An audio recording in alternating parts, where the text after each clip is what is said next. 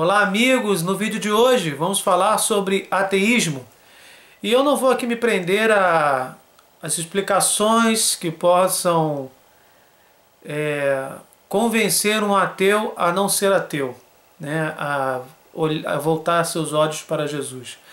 Mas é impressionante, isso é um dado estatístico, que as pessoas quando vão envelhecendo, elas vão procurando a Deus. Pessoas que às vezes estavam afastadas de Deus ou simplesmente não davam bola para esse tipo de assunto, como os agnósticos, para eles tanto fez como tanto faz a existência do Senhor, ou simplesmente negaram durante toda a sua vida a existência de Deus.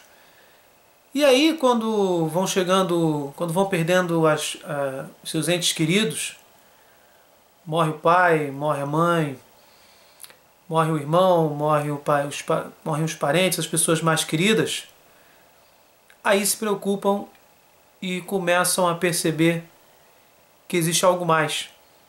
Começam a buscar a Deus. Eu não vou me ater aqui a toda a grandeza das descobertas científicas, que não daríamos para a gente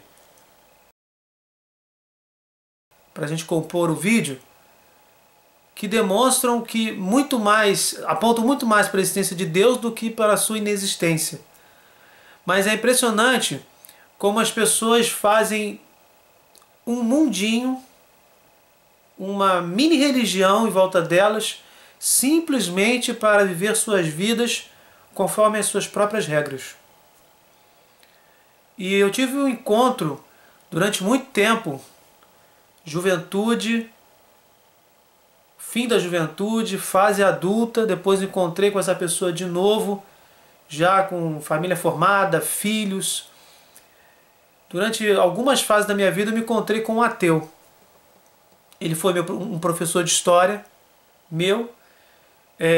de pré-vestibular, depois se tornou um amigo de trabalho e continuou professor de história e eu trabalhando na parte administrativa de uma escola. E somente ao longo desse nosso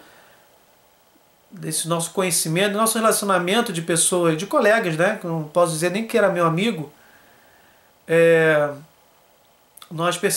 eu percebi que não era simplesmente um ateu. E aí vamos ao longo desse vídeo entender que isso acontece com muitas pessoas. Isso não acontece só com ateu. São pessoas que não querem acreditar no Deus do perdão, no Deus da vida eterna, e o taxam como o Deus da vingança, como uma fantasia, porque simplesmente apenas não querem nem ouvir, eles simplesmente não aceitam certas verdades que esse Deus vem trazer. Um exemplo bem bobo, bem grosseiro, é quando dizem que eu não acredito nesse Deus que permite o sofrimento. Olha quantas guerras existem no mundo, olha quanto sofrimento, quantas doenças, quanta injustiça. Como é que Deus pode ficar lá no seu trono e esquece da humanidade? E aí nós vamos falar de toda uma teologia do sofrimento, que o ser humano é que quis se afastar de Deus, que o ser humano tem livre-arbítrio, é um presente do Senhor, por isso nós fomos feitos à imagem e semelhança de Deus. E exatamente por ter esse livre-arbítrio, a gente, na nossa cabeça dura, opta em se afastar da vida. E quem se afasta da vida, que é Deus, tem morte. Quem se afasta da luz, tem a escuridão. Então essas pessoas, elas criam um mundo delas, essas pessoas criam um mundo somente delas, criam suas próprias regras e esquecem de serem sinceras com elas mesmas. O que é ser sincero consigo mesmo? É buscar a verdade. Buscar a verdade. Os ateus começam a se aproximar, deixam de ser ateus quando começam a perder as pessoas em sua volta, porque percebem que a felicidade não está aqui. Percebem que existe algo mais, que eles foram feitos para algo mais. Que a mente tão complexa e maravilhosa que é a mente humana pede por algo mais. Nós não somos um acidente. E aí nós temos vários ex-ateus que brilhantemente seguiram um certo ritmo, uma certa coerência, e quando perceberam que Deus existe, em provas racionais, eles não fizeram bico e viraram as costas para as evidências. Eles se converteram, eles deixaram de ser ateus. Tem, por exemplo, um livro aqui, depois nós vamos fazer um vídeo mais, provavelmente, se Deus quiser, mais profundo sobre esse livro. Deus existe. Um ateu garante: Deus existe. As provas incontestáveis de um filósofo que não acreditava em nada. Anthony Flew. Ele diz basicamente, eu vou falar rapidinho uma parte do que ele diz. Por que acredito nisso? Ele diz o seguinte: por que acredito nisso se ensinei e defendi o ateísmo por mais de meio século? A resposta é curta. Esse é o retrato do mundo como eu o vejo e que emergiu da ciência moderna. A ciência mostra 3 dimensões da natureza que apontam para Deus. A primeira é o fato de que a natureza obedece a leis. A segunda é a dimensão da vida, de seres movidos por propósitos e inteligentemente organizados que surgiram da matéria. A terceira é a própria existência da natureza. Mas não é apenas a ciência que tem me guiado. O fato de eu ter retomado o estudo dos argumentos filosóficos clássicos também tem me ajudado. Quando finalmente cheguei a reconhecer a existência de um Deus, isso não foi uma mudança de paradigma, porque meu paradigma permanece aquele que Platão escreveu em A República, atribuindo-o a Sócrates. Devemos seguir o argumento até onde ele nos levar. Então, basicamente, o que aconteceu nessa história, nesse livro que Anthony Flew escreve? Ele foi coerente e foi seguindo o que ele foi descobrindo, até ao ponto de descobrir que Deus existe. Existem provas irrefutáveis sobre isso. Uma vez, a Igreja Católica desafiou os racionalistas. Racionalistas aqui, não sou eu e você que também usamos a razão para as coisas. Os racionalistas que se dizem racionalistas que simplesmente não acreditam em nada além da matéria. Então, a igreja convidou esses racionalistas para estudarem os evangelhos e descobrirem se existia alguma incoerência nas Sagradas Escrituras. E o interessante nisso tudo é que eles concluíram que 99%, não sei direito a numeração, mas era 99 ponto alguma coisa por cento, quer dizer, 99%, mais de 99%, das palavras e dos ensinamentos proferidos por Jesus realmente eram fidedignos, saíram dos lábios de nosso Senhor Jesus Cristo. E baseado nisso, eles disseram: este homem traz o que seria de mais sublime da inteligência humana. Eles elogiaram tanto Jesus, depois que eles, de forma coerente, estudaram o que Jesus falou e apontaram o que era realmente, que saiu dos lábios dele, 99% do que ele falou. Isso os racionalistas. Falaram tão bem dele que só não ultrapassaram o campo do ateísmo para a religiosidade ou a religião, que seria o quê? Só poderia ter sido o próprio Deus a falar através de Cristo, só poderia ser Deus falando. Eles não chegaram a falar isso, mas eles teceram elogios fantásticos a Jesus Cristo. Os outros, a outra porcentagem, então a outra porcentagem, o outro lado, 0 ponto alguma coisa, não foi dito por Jesus? Não, eles confirmaram. Foi dito por Jesus, mas de repente trocaram as palavras, inverteram algumas frases, mas não perderam sentido. Ou seja, isso foi um estudo de racionalistas. E aí quando você vê a ciência, por exemplo, criando uma teoria, que é a teoria do Big Bang, e depois você perceber com bastante estudo, de forma aprofundada, descobrir que a teoria do Big Bang foi uma cópia da teoria do ovo cósmico criada por um padre. Que dizia o quê? Que tudo bem, você pode acreditar que o universo se expandiu numa grande explosão e aí, de forma evolutiva, não acidental, mas finalista, com finalidade, com propósito, os planetas foram se formando, as galáxias foram se formando, né? Tem vida na Terra e assim por diante. Você pode crer nisso.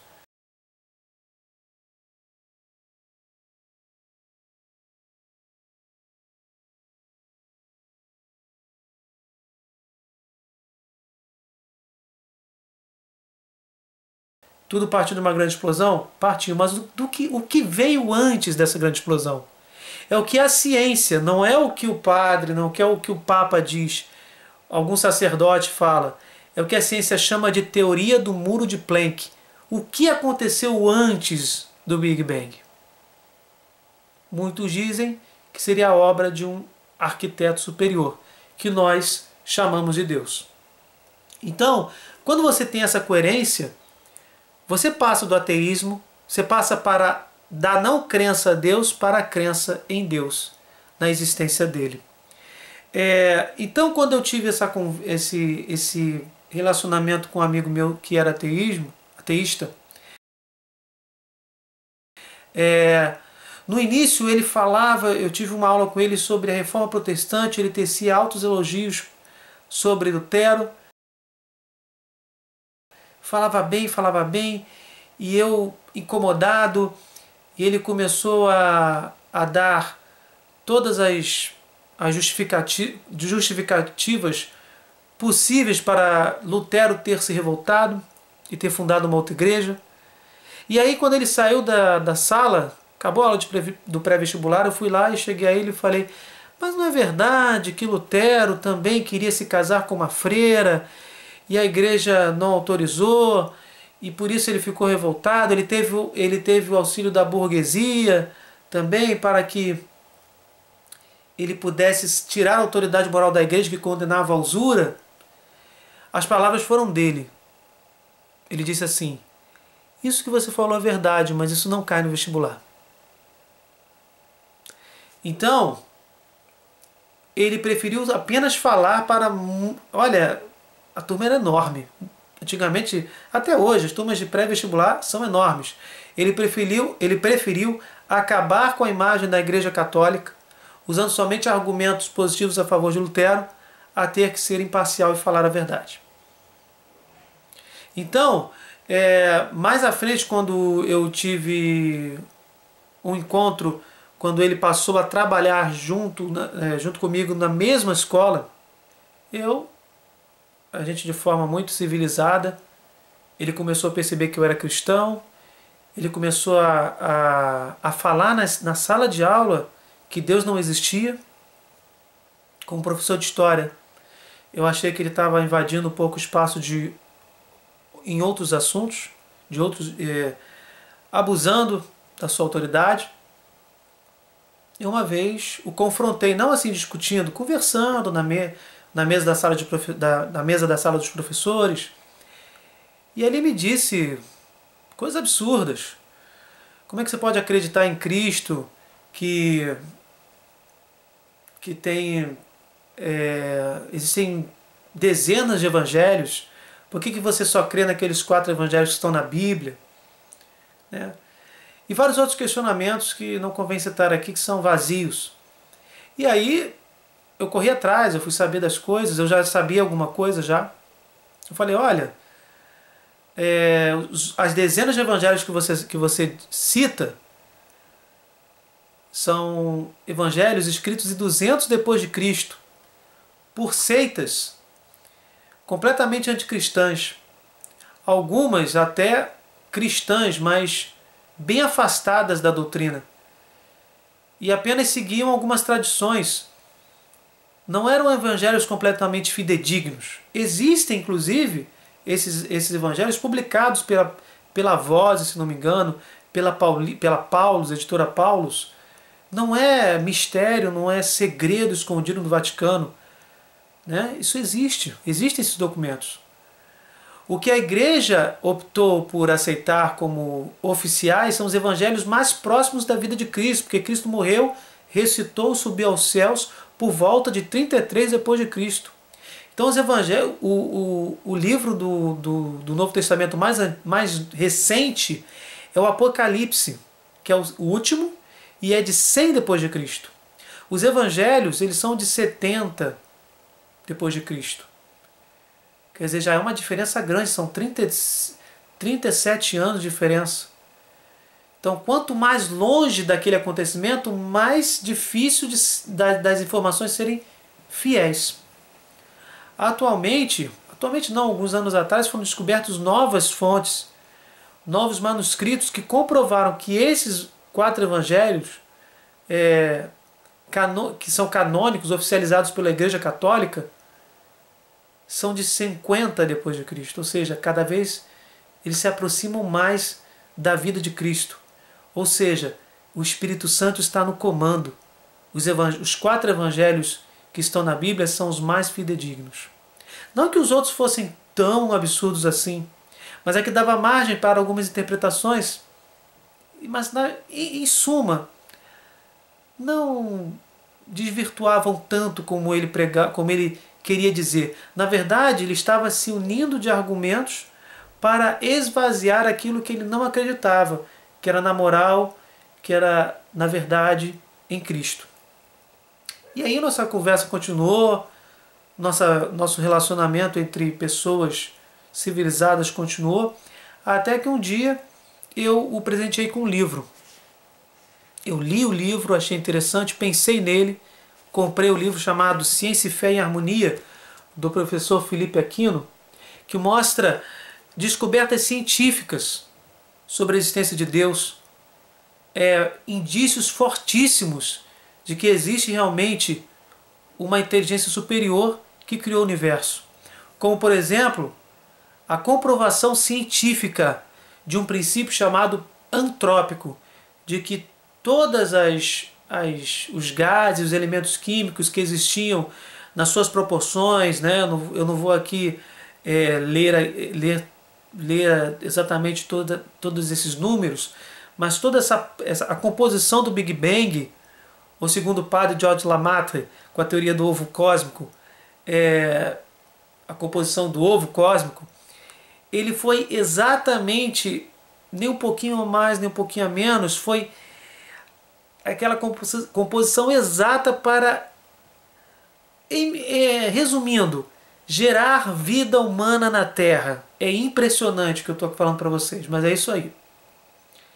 A composição dos gases, das leis da física que existiam no momento do Big Bang, somente aqueles valores poderiam significar mais à frente. Por isso não existe acaso, não, é cientificamente impossível dizer que a vida humana, já é possível afirmar isso, que cientificamente a vida humana não pode ter sido criada por acaso no planeta Terra, através desse princípio antrópico.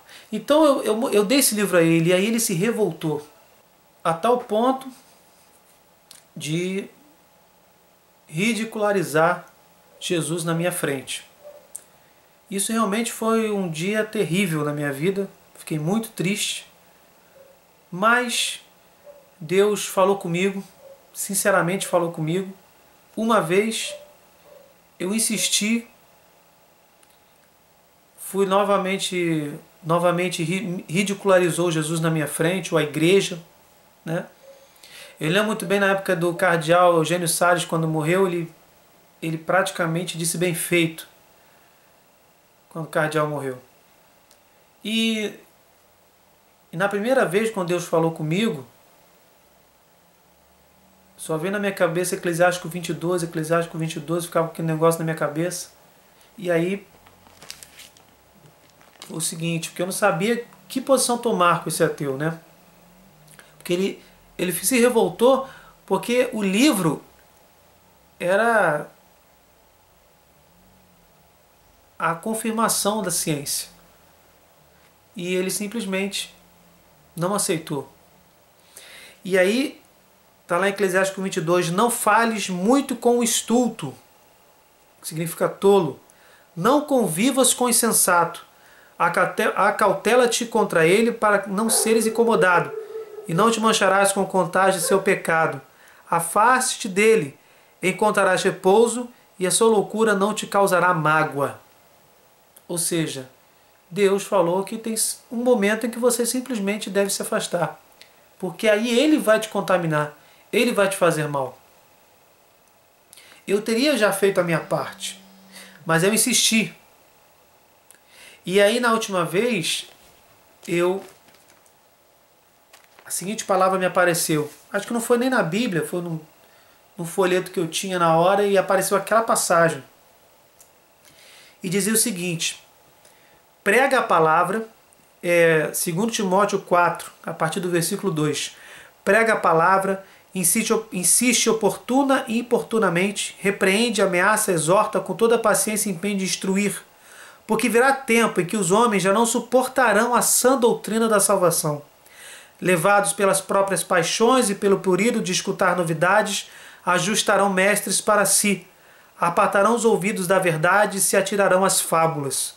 Tu, porém, sê prudente em tudo, paciente nos sofrimentos, cumpre a missão de pregador do Evangelho, consagra-te ao teu ministério. Nesse momento, eu vi o professor, aquele ateu, na minha frente, e confirmei pela segunda vez: não preciso insistir. Eu já fiz a minha parte. Agora é com Deus. E seja feita a vontade do Senhor na vida dele. E realmente encaixava perfeitamente na vida daquela pessoa, porque ele vivia uma vida desregrada, uma vida de forma sexual desregrada, de forma uma vida bem hedonista, voltada somente para os prazeres. E na verdade ele se atirou às fábulas, porque ele não era ateu. Mais à frente, no fim dessa história, que eu já não tenho mais um relacionamento com essa pessoa, porque já não estamos no mesmo local de trabalho, nós descobrimos que na verdade ele pertencia a uma religião africana, espírita, né? A Umbanda. Ele simplesmente queria esvaziar o cristianismo na escola, no meio onde ele estava. Então, na verdade, eu já tinha feito a minha parte. Ele não mudaria. Bastava simplesmente, lógico, bastava que ele abrisse os ouvidos, não se atirasse às fábulas, não se atirasse às suas paixões mundanas e se voltasse para Deus. Porque a minha parte já tinha sido feita. Ele não era exatamente ateu. Ele era completamente, na verdade, contrário ao Deus cristão. Mas se utilizava, talvez sem perceber, de explicações completamente ateístas para esvaziar o Deus verdadeiro, que é o Deus cristão, que é Pai, Filho e Espírito Santo. Até o próximo vídeo.